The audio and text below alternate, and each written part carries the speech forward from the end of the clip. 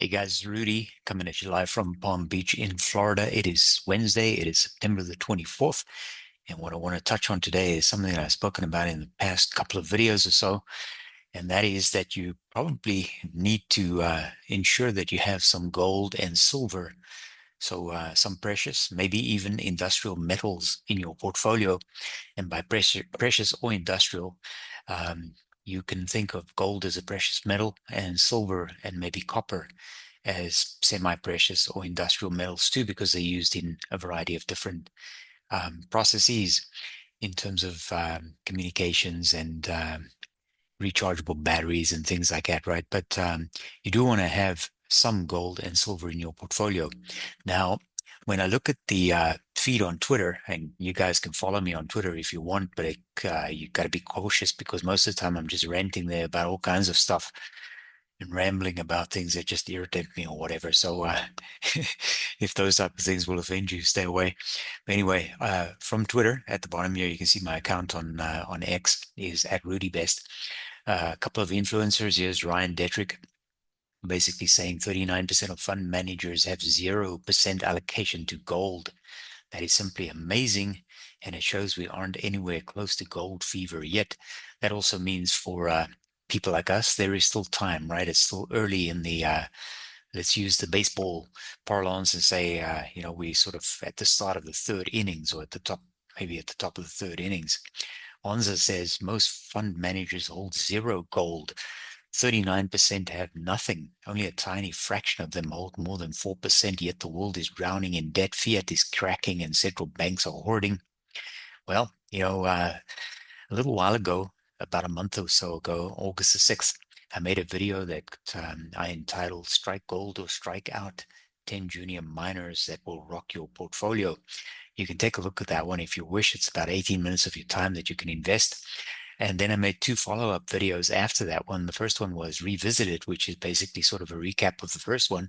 And then the next one is Denver Gold Group, which is a symposium that I just returned from in Colorado Springs, which is a very professional grouping of larger gold and mining issuers getting together. And from my point of view, this is not a cost for me to attend these conferences and to pay for their hotels and all that kind of stuff. It's an investment because I go there and learn. And in a forum like this, I can share some of my learnings with you.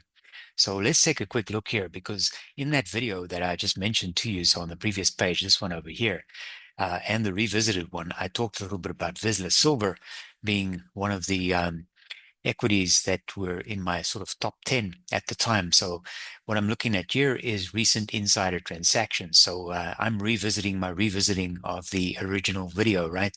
And we can see that there are a number of sells by insiders here, and they are for very large amounts, arguably speaking, right? So Michael Connort is the CEO.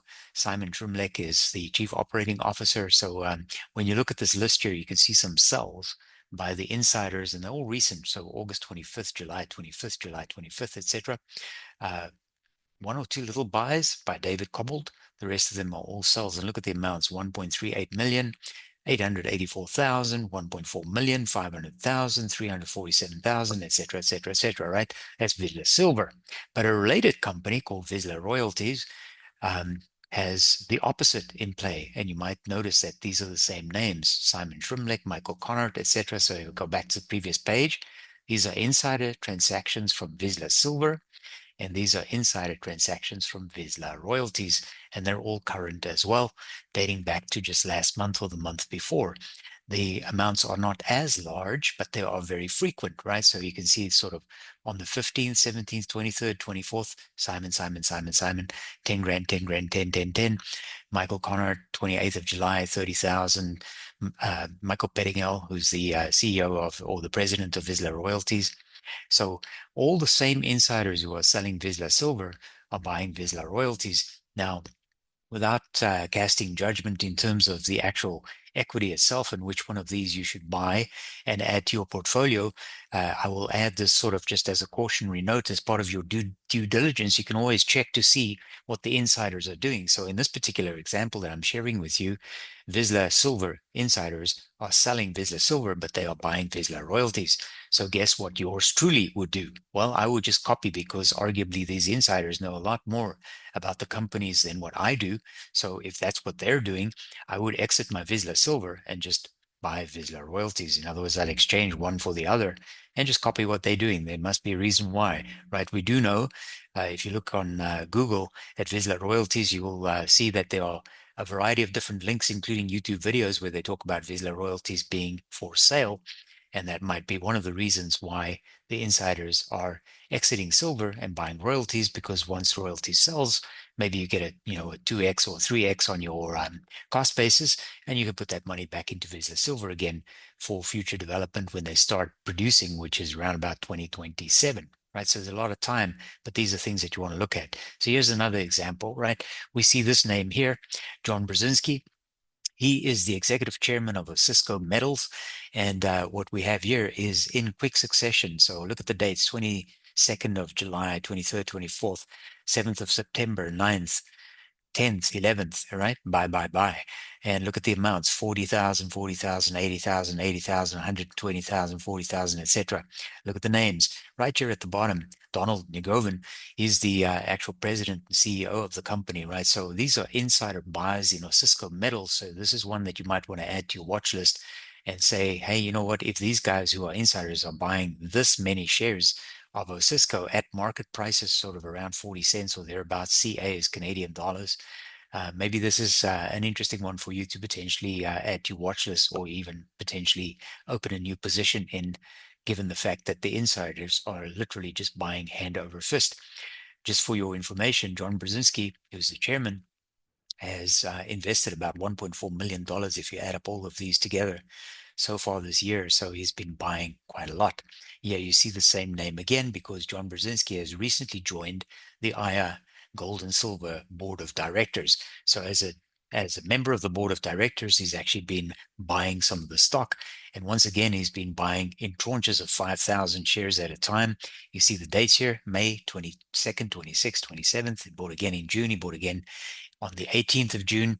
And every time he buys 5,000 shares at the market price, which was about $12. However, right here at the bottom of the screen, you see two insider sells. Now, Alex Ball is the investor relations person. He's sort of responsible for corporate development. He has sold $360,000 worth of shares, 30,000 shares, which I believe, might be wrong here, but I think that was all his shares. So he sold that in January. And Benoit Lassalle is the president and CEO and president of IA Gold and Silver. He sold $724,000 worth of stock, 64,000 shares.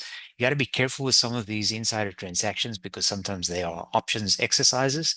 But when you see a repetitive name like John Brzezinski here, he's buying, but then the CEO and his right-hand man is selling.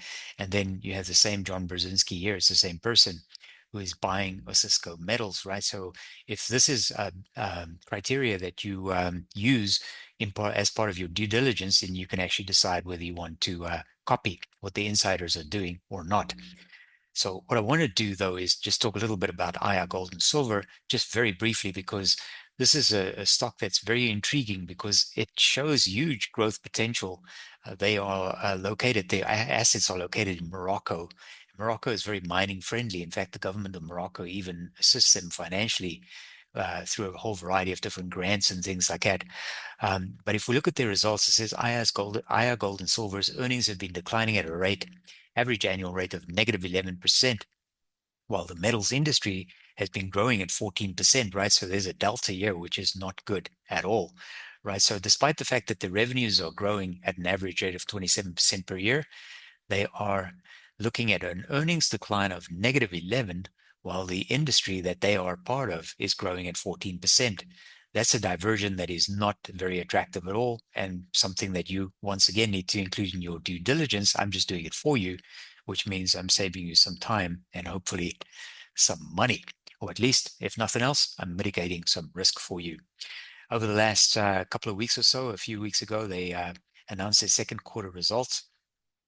Earnings growth rate, there you can see it, the earnings per share growth rate, negative 2.43. These are not good results from a mining point of view. Tonnage, so all this rough earth that you are collecting for processing costs money. So the tonnage is a cost, but the grades are money. They are income, right? So what has happened here is you mining more and more and more tonnage, but at a lower grade. So you have to do much more work in order to generate the same kind of revenue. So this is not a good picture for IR Gold and Silver, in addition to the fact that the two primary insiders have been selling, and there are no other buyers other than the new board director who just joined, right? So these are things that you need to take care of as part of your due diligence and pay attention to. How about the second quarter results? So I've only highlighted one line here. The financial data is what it is, but over the past 3 years, on average, earnings per share has fallen by 52% per year. But the company's share price has increased by 19% per year on average, right? Now, this means that IR gold and silver might be overvalued, and maybe this is one you can add to your watch list instead of just buying the stock and adding it to your portfolio, right? So do be very cautious, and especially be very careful when you are looking at junior miners for investment. So for those of you, and obviously I don't know all of you, for sure I don't know most of you, who are not really inclined to take any risk at all, let's take a very brief look at some of the sort of low risk. There is no such thing as low risk, but let's call it lower risk than most, right? So what I've done here is I've selected some of the five largest mining companies on the planet. And you might say there are others, for instance, like Xinjiang from China, that is larger, for instance, than Agnico Eagle, based on market cap or tonnage or whatever the case might be. I picked these specifically because I can buy them all on the New York Stock Exchange, and I don't have to buy ADRs or buy them on some foreign exchange. So in other words, I picked them because they are most alike. And generally, they are either stocks that I can buy on the New York Stock Exchange or on the Toronto Stock Exchange, except if it's an ADR, which is an American Depository Receipt. That means it trades somewhere else, but you can buy the ADR through the New York Stock Exchange. Otherwise, they are the same. Mining gold, right? You can see the same for all of them. They're all on the same exchange. And as I mentioned, two of them are ADRs. The others I can just buy the direct stock and hold it. So I'm going to compare them very briefly, and we'll take a quick snapshot of each of their current financial data based on Google Finance, and then we'll take a look at them and see how they compare, right? So first thing to notice here is that all the analysts collectively are saying 100% buy. Why? Because gold is in a bull cycle that's probably going to be with us for another maybe 2 years or so, at least, right? So if your timeline is just sort of 3 to 5 years, as mine usually is, this is not a bad time to still get into gold. You might have missed the original sort of upswing when gold spiked over the last year or so from 2000 to 3000 and so on, but it's not too late yet. From a 20-day raw stochastic point of view, technically speaking, if it's above 80, it's been overbought. All of them, according to the stochastic score, 20-day raw stochastic, are overbought, which means you should probably stay away. However, if you think that even with the gold price where it currently is at about $3,700 an ounce, it's still going to go up, then this becomes less meaningful. And as I said, all the analysts are in agreement that you should potentially buy it. If we look at the price earnings ratio, we want to be sort of at around 15 or perhaps below. Two of them, Newmont Mining and Anglo Gold Ashanti, are sort of there or thereabout. Barrick looks a little bit expensive, and Agnico Eagle looks a little bit expensive too. Goldfields, I would actually stay away from. That's a South African stock that has a lot of baggage attached to it from a geopolitical risk point of view. So perhaps not favorable. And the same might be true for Anglo Gold Ashanti as well. You can add them to your watch list, but I wouldn't buy them.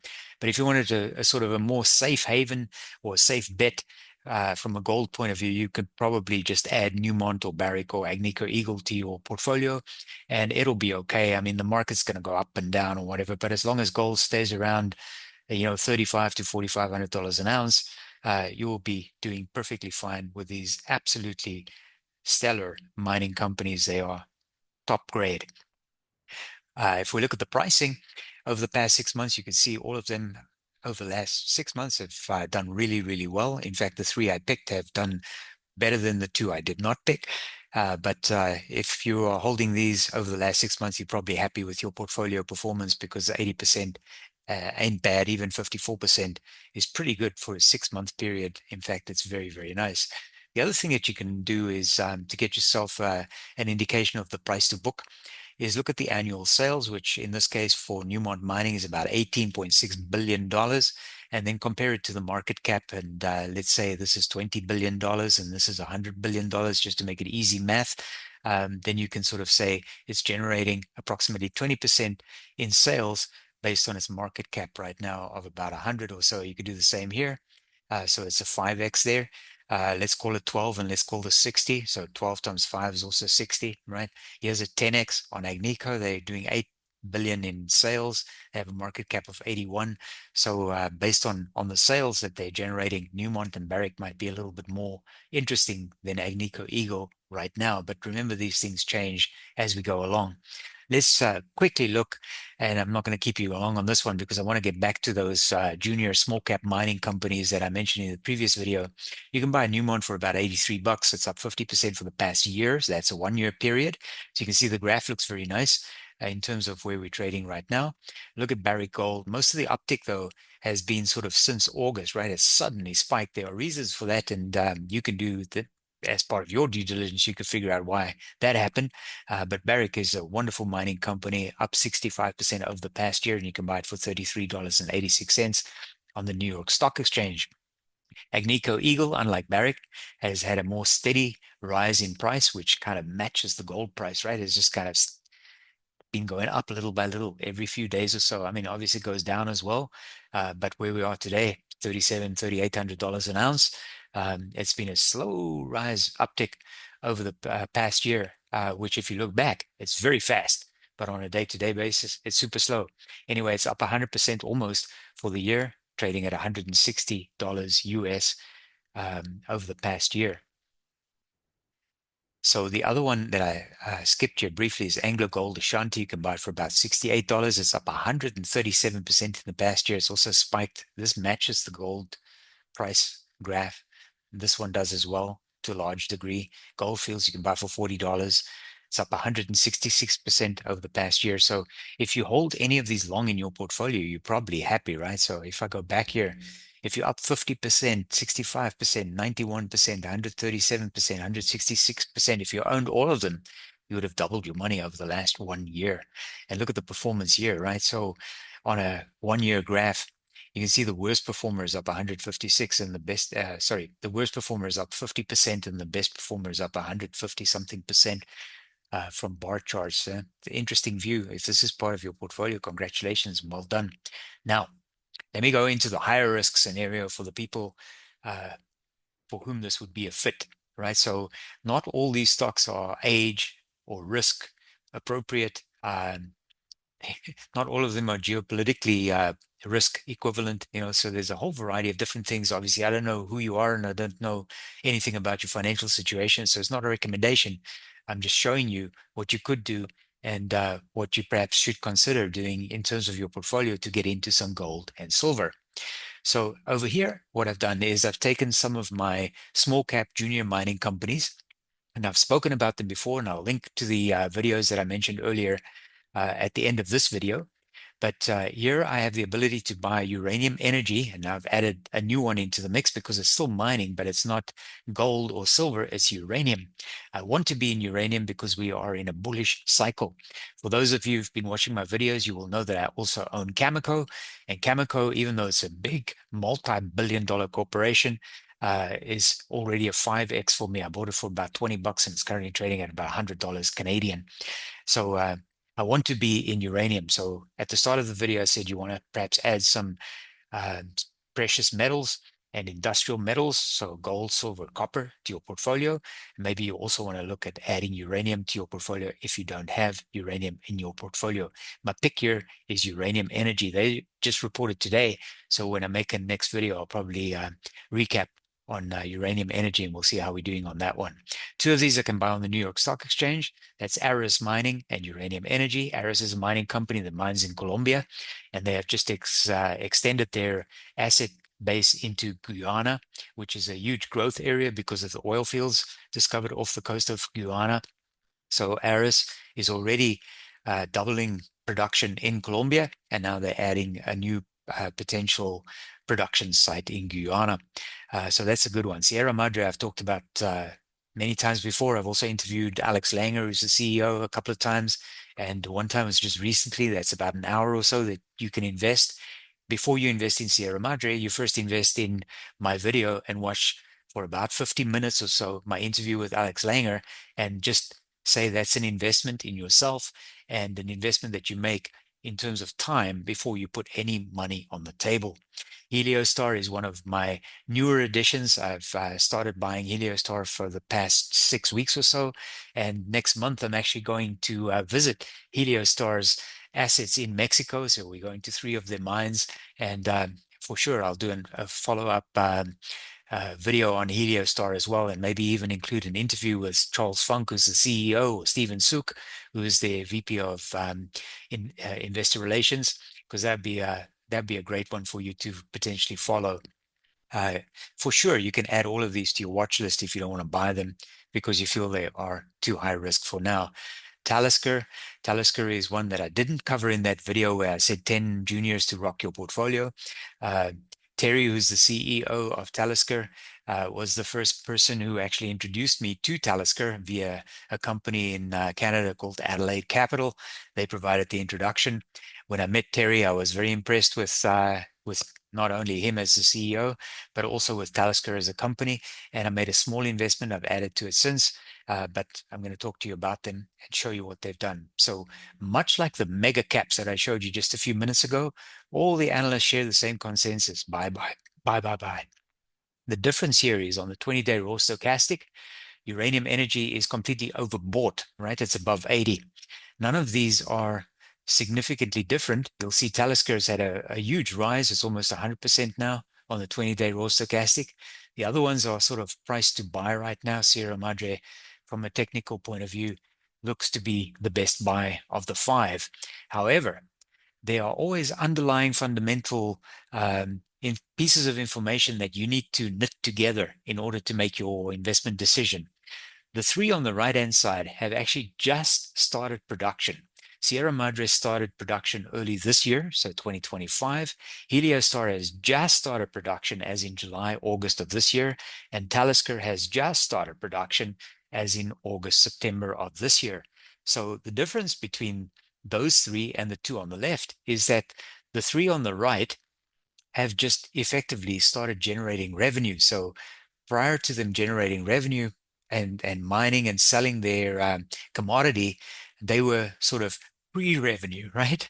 So they were mostly explorers and they were burning cash. But then when you start producing revenue, the commodity that you are mining starts paying your bills for you, and things change, and they change drastically. The most significant change I've seen was Talisker, although Heliostar has done pretty good too. Not today, but in general, right? Uranium has a huge bullish case behind it. In the United States, the Trump administration has moved to fast track permits for uranium mining companies. Uranium Energy Corporation is a U.S. domiciled entity. They have local assets. They are in production. They've been stockpiling uranium. They have about 130 million pounds of unenriched uranium that's available. With they don't want to sell it because the price was too low at around $70 or so. Their cost base is about $32 or so per unit. And the spot price on uranium right now is about $80. So they're sitting on the stockpile of uranium that they have not sold because they feel they can get a better price in the future. But the US administration is very favorable to uranium. Uranium itself as a commodity is very favorably in a bullish cycle because there's a massive, massive shortage of supply, and huge demand is growing every single day as people realize that the sort of more popular from a populist point of view. I mean, more sort of government related, all the stuff about green energy, right? So wind and biomass and solar and stuff like that is just not doing well at all. The solution, if it's not oil and gas, is uranium. And uranium, as a result, has a huge bullish case in its favor. From a PE point of view, you can only have a price earnings ratio if you're profitable. This one is not bad, Aris, but there's huge growth there. Actually, literally right now for leading up to the end of 2025, Aris Mining is doubling its production going towards the end of the year in Colombia. So Uh, should you buy it? I don't know. You can certainly add it to your watch list, right? Let's take a look a little bit deeper. Over the past 1 year, they have given us 159%, 100%, 100%, almost 100%, and 100%. So if you hold any of these or all of these in your portfolio, then you would have done really, really well. I actually have all five of these long, so I hold them in my portfolio. So I own all five of them. Annual sales, you can do the same as what I did on the previous slide, 220. But now what we have is this much, much smaller number, right? And the reason for that is it's just started production. This, based on a trailing 12 months, is sort of true because 000. But as I said just a minute ago, all three of these have just recently started production. So if I had to refresh this slide going into 2026, this picture would look just a little bit different. So the market cap, which says not applicable, is not really true. Heliostar has a market cap of around 500 million Canadian dollars, maybe 450 today. Sierra Madre is 200 something, and Talisker is edging up to well over 100, maybe 150 million Canadian dollars in market cap. So not applicable just means charts didn't have enough information to actually give me that particular piece of information. But look at Aris. This is a company that generates $10 million in annual sales, and its market cap is 1.9 billion. So you can do, I'm sorry, 510 million, so $500 million in annual sales, and the market cap is only 2 billion. So there's a 4x there on the market cap. Aris is probably quite undervalued. I opened my position in Aris at about $7. It's currently trading at about maybe close to 10. On uranium energy, I opened my position at around $6.60. It's currently trading at about $13, $14. And that's just over a few months or so. So they've been really, really good. And then, of course, I showed you the performance. Sierra Madre, I've been in for just over a year. So I've been the beneficiary of that gain. And my positions in Heliostar and Talisker are a little bit newer than that. Once again, looking at the graph, the worst performer is up 100% and the best performer 240. So high risk, but potentially high return. You got to decide if these are right for you or not. So here's the uptick, right? So when I met Uranium Energy the first time, um, the people from Uranium Energy, including Scott Melby, who is the vice president, executive vice president, I met him at the Rick Rule conference. That was sort of in July, so around about here. The stock was trading at about 6. I dropped below 6 one day while I was at the Rick Rule conference, and then bounced back up above 6. I opened the position at 660. I took the slide earlier today, and it was trading at 14.90. It's down a little bit today, so it's probably at about $14 or so. But you can see this uptick has been phenomenal over the past couple of months or so, and they've just reported. I will make a video on uranium energy soon. Aris Mining, once again, it's sort of been following the gold price, took a big dip here and then a big jump again. But this sort of follows the trajectory of gold. When you see these big spikes, it's usually news related, sort of doing some exploration in Guyana, hitting a higher grade, etc. Anyway, you can buy Aris on the New York Stock Exchange, ARMN, for about $10. It's up 100% over the past year. Sierra Madre, this was one of my very first entries into gold and silver, probably now about 16, 18 months ago at 34 cents. Currently trading at about 79, up about 87% over the past year. Sierra Madre is mostly silver and some gold. Gold is from a ratio point of view less than silver. The price I'm showing you is in US dollars, so 79 US cents is just over 1 Canadian dollar, and my cost base is about 38 Canadian cents. So I've got about a 2x there on Sierra Madre in terms of where we are now. Heliostar, I like this one a lot. I also like Charles Funk, the CEO. He's a very conservative CEO. He's doing a great job. He has been buying the stock. So again, if you look at the insider transactions, he's been buying the stock at a steady clip. I think he buys about 4,000 shares or so every single month. Owns about 1% of the company, maybe 1.9 or something, so almost 2. But once again, if you look at the insiders, they are buying Nobody's selling, right? So these dips are just kind of just following the trajectory of the gold prices for lack of a better reason. But they just started production. That's why you have this uptick here, this sudden bounce. They started production in August. And they also just got the permit for the St. Augustine mine in Mexico last month. So this is all brand new. Talisker, this is a really interesting one, right? So I was introduced to them, as I said, earlier this year. It was about May or so.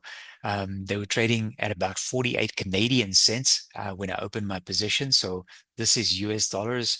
One US dollar is about a dollar 30, 35 or so Canadian today. So I opened the position at about 48 cents and I was trading at about a buck 30 or so in Canadian dollars. I have it in Canadian dollars, not US dollars. But the reason for this huge uptick here is similar to Heliostar. They just started production uh, very, very recently. Super high grade. We call it bonanza grade when it's over 20 grams per ton. So a ton of rock delivers 20 grams of gold.